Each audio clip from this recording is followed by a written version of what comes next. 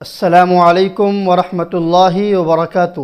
محترم ناظرین، الجمعہ سیریز میں آج میری گفتگو کا عنوان ہے ہمارے روزے بے اثر کیوں؟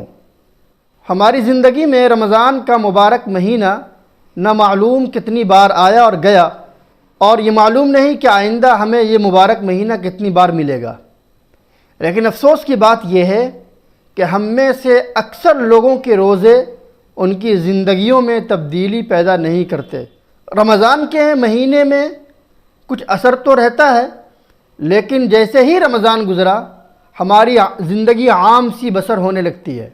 سوال یہ ہے کہ آخر ہمارے روزوں سے وہ نتائج کیوں نہیں حاصل ہوتے جو ہونے چاہیے؟ تو اس کی سب سے بڑی وجہ یہ ہے کہ ہم روزے کے آداب کا خیال نہیں رکھ پاتے۔ ہم رمضان میں جس تقوی کی بات کر رہے ہوتے ہیں، خود ہمارے دل اس کیفیت سے خالی ہوتے ہیں۔ غور کیجئے کہ اگر ہم روزے کی حالت میں کھانے پینے سے تو رکے رہے، لیکن اپنے آپ کو ان بہت سی غلط کاموں سے نہیں روک پائے جن سے رکنے کا ہمیں حکم دیا گیا ہے، تو ہمیں روزوں سے فائدے کیسے حاصل ہو سکتے ہیں؟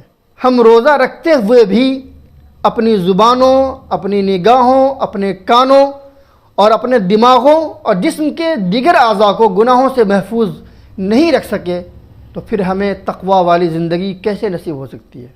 محترم ناظرین، صرف رمضان کے مہینے میں گناہوں سے بچ کر زندگی گزارنے کا ہم سے مطالبہ نہیں ہے، بلکہ رمضان آتا ہی اس لیے ہے کہ وہ ہماری تربیت اس طرح کرے کہ ہم بقیہ زندگی بھی رمضان کے بعد بھی صاف ستھری اور پاک گزاریں۔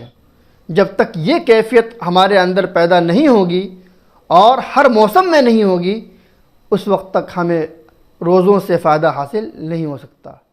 اللہ تبارک و تعالی عمل کی توفیق۔